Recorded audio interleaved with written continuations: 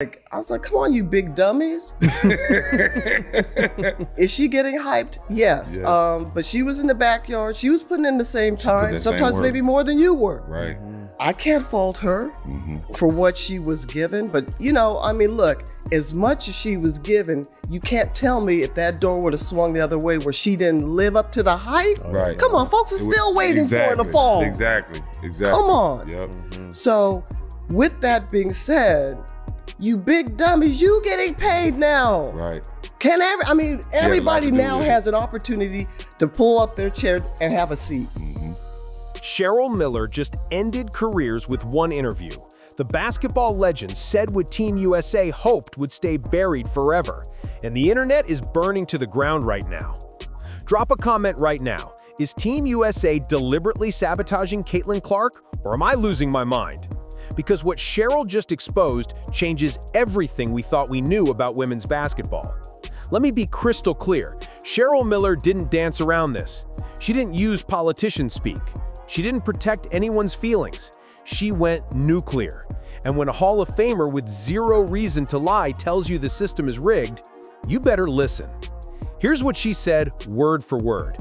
Caitlin Clark changed basketball, and that is exactly why they fear her. Not jealous, not confused, fear. They're terrified of a 22-year-old who broke every rule in their playbook without even trying. Think about what fear means. To be around her, just talk about the type of person she is and how much she loves the game. I'm going to be honest because it needs to be said. I can relate to that young lady, and I felt for her. I know what it's like to be hated. I know what it's like to be a black woman and hated because of my color. Yeah. I can't imagine this young lady, I don't want to use hate, but despised. And people just having, she brought some on herself a little bit because she's cocky for a good reason. Confident. And I love that about her. But to watch the dynamics and the media, they had their narrative. And I was pleased and proud to see the narrative wasn't. It means Caitlin didn't just threaten their roster spots, she threatened the entire power structure, the hierarchy they spent decades building, the control they thought was permanent. One player, one season, total disruption. And Cheryl Miller knows exactly what that feels like, because she lived it. From the moment Caitlin stepped on a WNBA court, something felt wrong. Sold-out arenas, record ratings, families who never watched women's basketball suddenly buying League Pass. She brought mainstream attention the sport had begged for since its inception. The golden ticket everyone claimed they wanted. So, what did she get in return? Elbows to the face with no flagrant calls? Rotations that made zero basketball sense? Officials looking the other way while opponents hunted her like it was open season? The Carter elbow incident that somehow wasn't even reviewed? And every single excuse you can imagine. Oh, she's a rookie, she needs to earn respect. Oh, the physicality is just playoff basketball. Oh, she's getting superstar treatment from the refs. Lies. All of it. And everyone watching knew it. Cheryl Miller finally said it out loud. They don't want Caitlin because she overshadows everyone.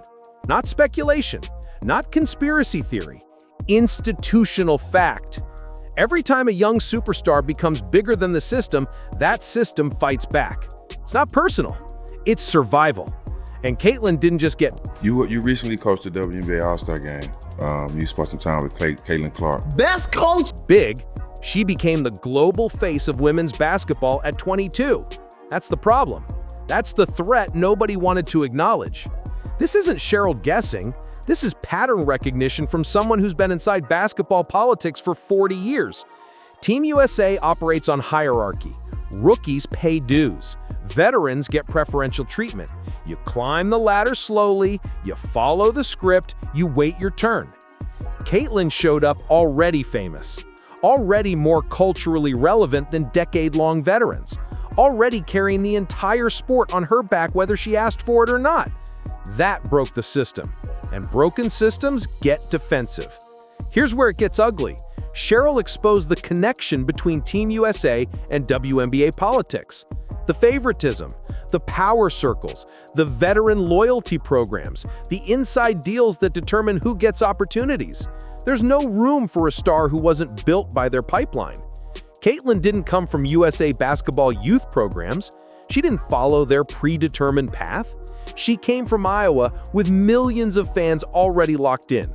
Her own spotlight, her own narrative, her own power. And that threatened people who were used to controlling those narratives.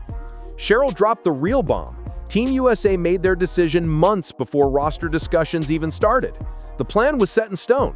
Protect the veterans, keep the old guard as the face, never let someone new get the keys to the kingdom. Caitlin was never getting welcomed. She was getting managed, controlled, handled like a PR problem in a graceful way as well. Some of your peers, they will recognize, her game, but they won't recognize her impact. Right. How can you separate the two? It's kind of you know hard, what? And I used and Jax, you're absolutely right. And I was like, come on, you big dummies. Is she getting hyped? Yes. Yeah. But she was in the backyard. She was putting in the same time. Sometimes maybe more than you were. Right.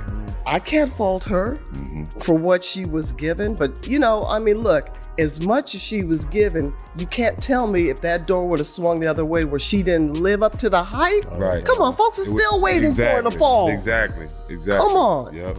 So, with that being said, you big dummies, you getting paid now. Right. Everybody now has an opportunity to pull up their chair and have a seat. instead of a generational talent. But Caitlin just kept being Caitlin, playing the basketball that made the entire world fall in love with. And that's when Team USA leadership panicked. The real fear, according to Cheryl, was that Caitlin would become the star of Team USA before the Olympics even began. Imagine that nightmare scenario from their perspective. A 22-year-old outdrawing 10-year vets in every metric. One player generating more buzz than the entire roster combined. More social media engagement, more merchandise, more mainstream coverage, more everything. Team USA wasn't ready. The system wasn't designed for it. So, instead of building around their most talented and marketable player, they pushed back. They tried to dim the light. They hoped she'd fade into the background like a good little rookie. Fans noticed everything. The ice-cold body language from certain teammates, the rotations that defied logic, the hard fouls that went uncalled, the criticism for things other players got praised for doing. The double standards were surgical in their precision. Cheryl said something that cut deep. You don't treat the most impactful young player in basketball like this unless you're sending a message. Stay in your lane, know your place, don't climb too fast. Don't outshine the people we already decided matter. Don't disrupt the hierarchy. But every game brought another masterclass. Logo threes, no-look passes that broke physics, sold-out arenas everywhere she played, viral highlights that dominated social media for days, and the higher she climbed, the harder they pushed back. This is the part that should make your blood boil. Cheryl revealed what everyone suspected but nobody would say publicly. Caitlin Clark is being punished for being great. Not difficult, not problematic, not dramatic, great. Undeniably, historically, generationally great. And that greatness doesn't fit their plan. Millions of fans felt it. Parents watching with their daughters felt it. Young girls who saw themselves in Caitlin felt it. NBA players tweeted about the obvious targeting. But nobody inside the system with Cheryl Miller's credibility had actually gone on record until now. That's why this moment matters. Then Cheryl addressed the jersey number situation. On the surface, it seems petty, but it represents everything wrong with how they treated her. Instead of having a respectful conversation, instead of making Caitlin feel valued, they made it look like she was being difficult for wanting consistency. The number she wore her entire career, the number synonymous with her brand. They made her feel like an inconvenience, like she was causing problems by having the audacity to care. And fans absolutely lost it. Millions of them, because it confirmed what they'd been seeing all along. This wasn't about policies or procedures. This was about putting Caitlin in her place, about asserting control over someone who became too powerful too quickly. The third nuclear bomb Cheryl dropped Team USA was divided internally about Clark. Some coaches wanted her and recognized her value. Others didn't want her taking spotlight from established players. Some teammates supported her. Others resented the media focus being on one person. Some executives loved the ratings boost. Others hated the disruption to their comfortable system. A divided room, a rising superstar, a massive spotlight nobody could escape. The perfect storm for dysfunction. This wasn't about basketball. This was politics, pure and simple. Cheryl's voice reportedly cracked with emotion when she said, "Caitlin Clark plays the game the right way, and she is being punished for it." That line hit the entire basketball community like a freight train because it captured the absurdity perfectly. Here's a player who does everything right, works incredibly hard, makes teammates better, handles media professionally, shows up every game, doesn't create drama, represents the sport beautifully. And somehow, she's the problem.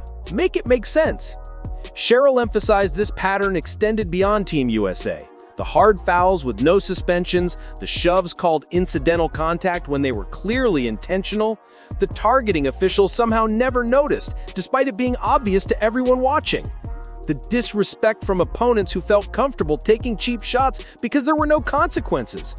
The jealousy manifesting in passive-aggressive interviews, the fake narratives about her being overrated, about only succeeding because of favorable refs or weak competition.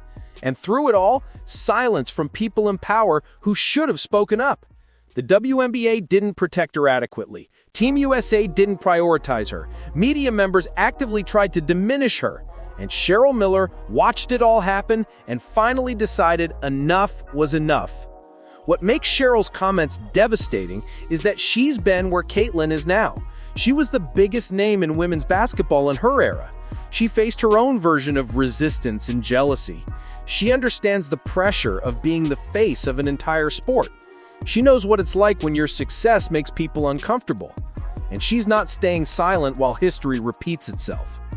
Cheryl also addressed the broader context, the pressure this generation faces compared to when she played. So from media scrutiny, brand responsibilities, financial expectations, constant public commentary, mental health challenges of being under a microscope every second. She said today's players deal with things her generation never navigated. That makes what Caitlin accomplished even more impressive. But instead of acknowledging that pressure and providing support, Caitlin faced additional unnecessary obstacles that were entirely political. Cheryl made it clear, the resistance had nothing to do with ability or character. It was purely about people protecting positions, maintaining control, refusing to adapt to a changing landscape where a new star emerged who was bigger than they were comfortable with. The reaction was immediate and nuclear. Social media exploded with people expressing relief that finally, someone with credibility was saying what they've been thinking. Former players started speaking up with their own observations. Media members who'd been hesitant suddenly felt comfortable discussing the